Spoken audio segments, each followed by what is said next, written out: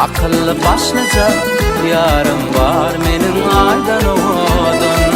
O qara kaşlıca akıllı başlıca yarım var menin aydan oğudun.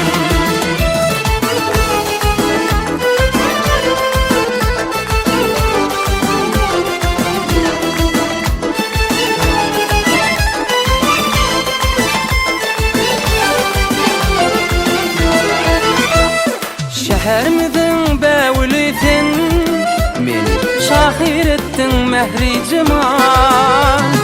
Birinin yeke oğlu men rehim eyle mehri cemal. Birinin yeke oğlu men rehim eyle mehri cemal. O qara kaşlıca akıllı başlıca yarım var menin aydan oğudun.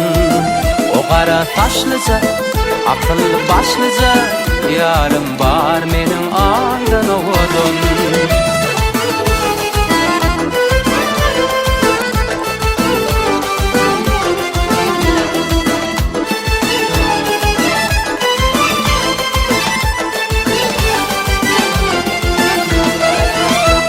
Yüzü aydın nur yağtı, duşu şöyle belli vakti.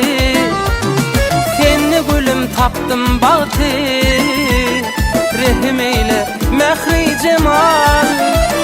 Birinin yeke oğlu men rehim eyle mehri cemal.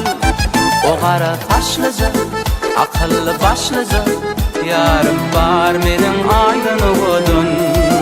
O qara taşlıca akıllı başlıca yarım var menin aydan oğudun.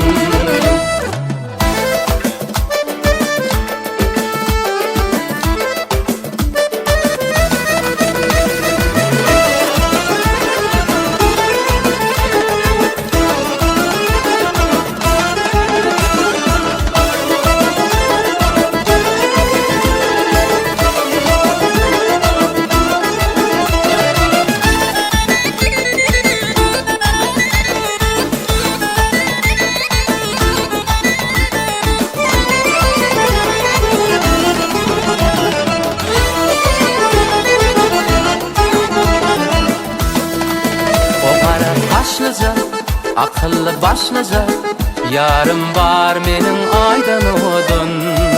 O qara taşlıca akıllı başlıca yarım var menin